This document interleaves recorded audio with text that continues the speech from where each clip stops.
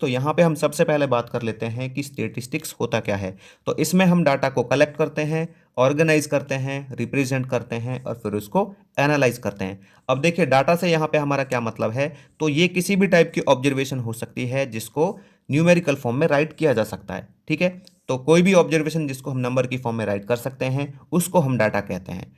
अब यहाँ पे देखिए ऑब्जर्वेशन से क्या मतलब है हमारा। तो ऑब्जर्वेशन हो सकती है, किसी के नंबर हो सकते हैं, किसी के यहाँ पे रन्स हो सकते हैं, और नंबर ऑफ स्टूडेंट्स हो सकता है, वेट हो सकता है, किसी की हाइट हो सकती है। तो ये सारी चीज़ें हमारी किस में आती हैं, ऑब्जर्वेशन में आती हैं। अब देखिए जो डाटा है ना वो दो टाइप का होता है, एक तो होता है डिस्क्रीट और एक होता है कंटिन्यूस। ठीक है, तो डिस्क्रीट कौन सा होता है, ये होता है काउंटेबल, जिसको हम काउंट कर सकते हैं। ये क्या हो सकते हैं हमारे पास, ये नंबर ऑफ स्टूडेंट्स हो सकता है, मार्क्स हो सकते हैं, runs, words, number of books. ठीक है, इस तरह की चीज़ें हमारी किस में आएंगी, डिस्क्रीट डाटा में आएंगी। और ये केवल और केवल किस में होगा, होल नंबर्स में होगा। ठीक है ना, ये सारी चीज़ें किस में होंगी, होल नंबर्स में हो सकती हैं। ऐसा तो नहीं है कि यहाँ पे अगर हम उसकी बात करें, रन्स की बात करें, तो ये हमारे पास 29.1 रन होंगे। ठीक है, ये तो पूरे होंगे, या तो 29 होंगे या 30 होंगे। ठीक है, तो देखिए पॉइंट से पहले की जो चीज़ें हैं ना ये होती है होल नंबर।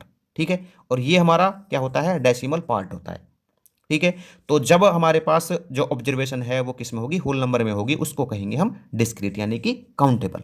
और ये कंटिन्यूस कौन सी होगी, ये होगी मेजरेबल, मतलब जिसको फाइंड आउट करने के लिए हमें किसी इक्विपमेंट की जरूरत पड़ेगी। ठीक है, किसके लिए इक्विपमेंट की जरूरत पड़ेगी, जैसे हाइट के लिए, वेट के लिए। ठीक है, इस तरह की चीज़ें इसमें आएंगी कंटिन्यूस डाटा में, क्योंकि ये अप्रोक्सीमेट हो सकते हैं, क्योंकि वेट इसमें हो सकता है, जैसे 29.34 kg किसी का वेट हो सकता है। ठीक है, तो देखिए ये होल नंबर है, लेकिन इसमें यहाँ पे ये डेसिमल पॉइंट भी है। ठीक है, तो डेसिमल पार्ट भी है यहाँ पे, तो इसलिए ये किस में होंगी, कंटिन्यूस डाटा में होंगी।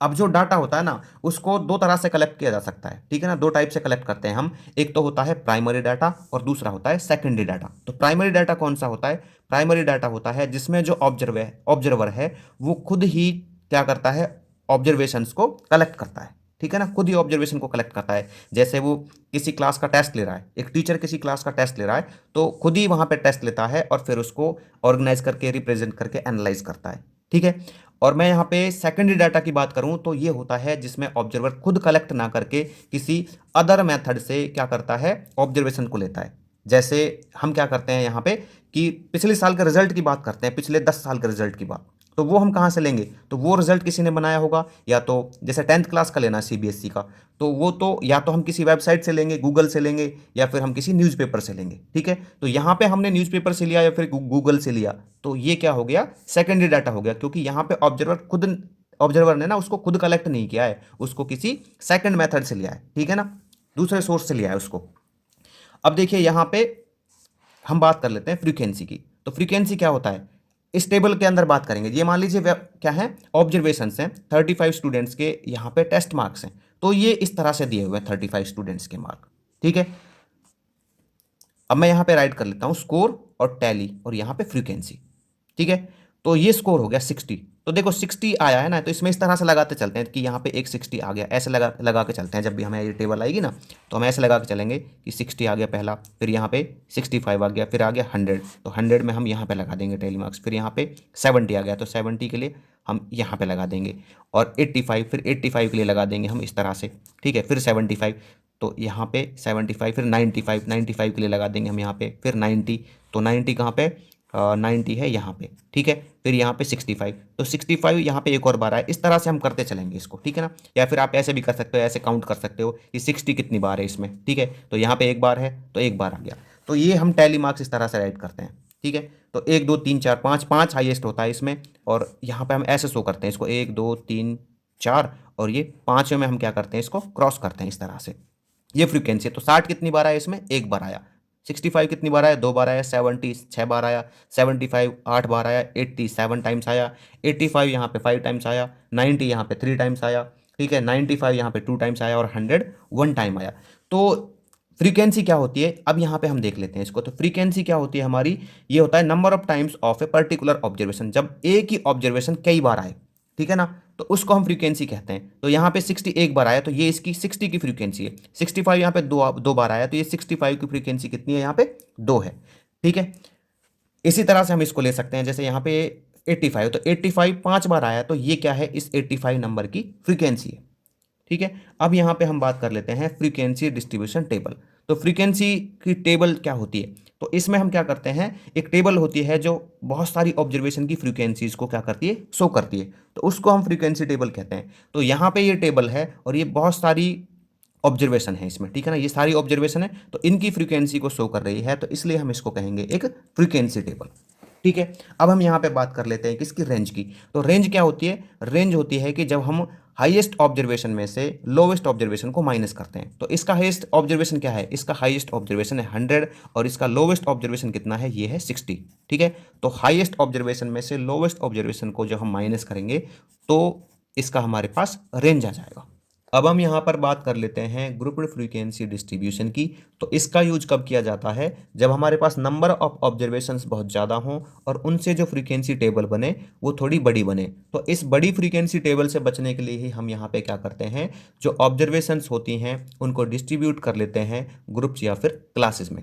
तो इसको हम एक एग्जाम्पल की हेल्प से समझते हैं। तो यहाँ पे हमें एक एग्जाम्पल दिया गया है कि जिसमें 30 स्टूडेंट्स के आउट ऑफ 50 में से मार्क्स दिए गए हैं। तो ये इन 30 स्टूडेंट्स के जो मार्क्स की ऑब्जर्वेशन दी गई है। ठीक है। अब हम क्या करते हैं, जब भी हमारे पास इस तरह के क्वेश्चंस आते हैं तो उनको हमें असेंडिंग या डिसेंडिंग ऑर्डर में राइट करना होता है। तो यहाँ पे असेंडिंग ऑर्डर में पहले से ही लिखा हुआ है। तो अब हम क्या करते हैं, यहाँ पे देखते हैं कि सबसे छोटी जो ऑब्जर्वेशन है वो क्या है, इसकी 1 है और सबसे बड़ी ऑब्जर्वेशन है इसकी 49। तो इसका मतलब क्या हुआ, हमें यहाँ पे या तो ये 1 से शुरू करना होगा या फिर 0 से शुरू करना होगा। ख़त्म कहाँ पे करना होगा, 49 से या फिर उससे थोड़ा आगे। तो यहाँ पे हम क्या कर लेते हैं, इसको डिस्ट्रीब्यूट कर लेते हैं। तो ये हो जाएगा 0 to 5, 5 to 10, इस तरह से 5 की गैप के अकॉर्डिंग कर लेते हैं और ये जाएगा यहाँ से 45 to 50 तक। ठीक है। इसमें सारी जो ऑब्जर्वेशंस हैं वो कवर हो जाएंगी। अब जो यहाँ पे ऑब्जर्वेशंस को डिस्ट्रीब्यूट किया गया है, ठीक है, 0 to 5, 5 to 10, तो इन सब को हम क्या कहेंगे, क्लास इंटरवल्स कहेंगे। क्या कहेंगे इनको, क्लास इंटरवल्स। और देखिए हर एक क्लास इंटरवल 2 नंबर से बाउंड है। कितने नंबर से बाउंड है, 2 नंबर से। तो जैसे 0 to 5 है तो ये 2 नंबर हैं हमारे पास, 0 और 5। तो ये 2 नंबर क्या कहलाएंगे, इसके इस क्लास इंटरवल के क्लास लिमिट्स कहलाएंगे। अगर मैं इसकी बात करता हूँ तो यहाँ पे 2 नंबर हैं 25 और 30। तो ये इस क्लास इंटरवल के क्लास लिमिट्स होंगी, क्या होंगी, क्लास लिमिट्स होंगी। अब जैसे मैं यहाँ पे देखता हूँ तो इस क्लास इंटरवल में ये तो हो गया इसका छोटा नंबर, क्या हो गया, इसका लोअर लिमिट हो गया। और बड़ी जो ऑब्जर्वेशन है इसकी, ये क्या हो गई, यहाँ पे बड़ा जो नंबर है ये हो गया इसका अपर लिमिट। इसी तरह से अगर मैं इसमें देखूं तो यहाँ पे ये लोअर लिमिट और ये यहाँ पे है अपर लिमिट। ठीक है। अब देखिए इनको हम किस तरह से लेते हैं, जैसे ना यहाँ पे 0 to 5 दे दिया। ठीक है। तो 0 to 5 हम कैसे लेंगे, हम यहाँ पे इस तरह से लेंगे 1 3, ओनली 1 3 लेंगे, हम यहाँ पे 5 नहीं लेंगे क्योंकि ये हमारे पास है एक्सक्लूसिव डिस्ट्रीब्यूशन। एक्सक्लूसिव का मतलब क्या है यहाँ पे, कि हम इसमें जो ये बड़ा नंबर है इसको एक्सक्लूड करेंगे, इसको हम यहाँ पे इंक्लूड नहीं करेंगे। देखो जो ये ऑब्जर्वेशंस होती है ना, इनको 2 तरह से डिस्ट्रीब्यूट किया जा सकता है। ठीक है ना, 2 तरह की क्लासेस बन सकते हैं। एक तो बन सकती है आपकी एक्सक्लूसिव। एक्सक्लूसिव कौन सी होगी, जो हमने यहाँ पे बनाई 0 to 5, 5 to 10, इस तरह से। ठीक है ना, इसमें हम जो यहाँ पे ये नंबर होगा इसको एक्सक्लूड कर देंगे। और दूसरा कैसे बन सकता है आपका, इंक्लूसिव से बन सकता है। किससे बन सकता है, इंक्लूसिव डिस्ट्रीब्यूशन से। तो ये क्या हो सकता था, ये हो सकता था 0 to 4, ठीक है, और ये यहाँ पे 5 to 9, ये यहाँ पे 10 to 14, इस तरह से हो सकता था। अब यहाँ पे देखो 0 to 4 था तो यहाँ पे हम 0 1 2 3 4 सारे लेते, फिर यहाँ पे 5 to 9 तो 5 6 7 8 9 यहाँ पे सारे लेते। लेकिन इसमें हमने ऐसा नहीं किया क्योंकि ये क्या है, एक्सक्लूसिव डिस्ट्रीब्यूशन है। तो देखो यहाँ पे कौन कौन से लेंगे, हम यहाँ पे 1 और 3 लेंगे ओनली। कौन से लेंगे, 1 और 3। तो यहाँ पे कितने हैं, ये 2 हैं, तो मैंने राइट कर दिया 0 to 5 में 2। अब देखिए यहाँ पे क्या है, 5 to 10 है। तो 5 to 10 में देख लीजिए तो यहाँ पे ये आ गया आपका 5 7 8 9, सिर्फ इतना लेंगे।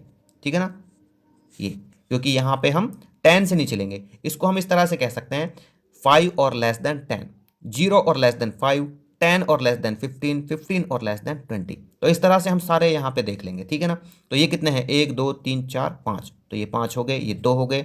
इसी तरह से 10 to 15 तो 11 14 तक आएगा क्योंकि 15 से तो हमें कम लेना है, तो ये हो गए 3। जब हम सबको यहाँ पे लेंगे तो इस तरह से हमारे पास ये इसकी जो फ्रीक्वेंसी आ जाएगी। अब देखिए यहाँ पे जब आप हर एक क्लास इंटरवल को देखोगे तो इसमें आपको मिलेगा बराबर का डिफरेंस। ठीक है, क्या मिलेगा, बराबर का डिफरेंस मिलेगा। जैसे यहाँ पे 0 to 5 तो यहाँ पे कितने का डिफरेंस है, 5 में से 0 जाएंगे तो ये बचेगा 5, 10 में से 5 जाएंगे तो ये भी होगा 5, 15 में से 10 जाएंगे तो ये भी होगा 5। इस तरह से सभी को हम अगर माइनस करेंगे तो ये आएगा 5। ठीक है, तो ये क्या होगा, ये होगा इस क्लास इंटरवल का साइज। ठीक है ना, क्या होगा, साइज होगा। तो ये हो गया इसका क्लास साइज। तो क्लास साइज क्या कहेंगे हम इसको, 5। ठीक है, क्या कहेंगे यहाँ पे कि क्लास साइज है इसका 5।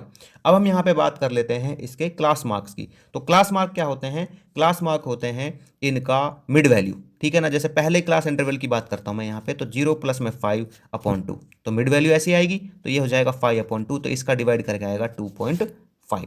इसी तरह से अगर मैं इसमें इसकी बात करूँ, तो इसका जो हमारे पास क्लास मार्क है वो क्या होगा, तो ये होगा, इन दोनों को ऐड कर देंगे।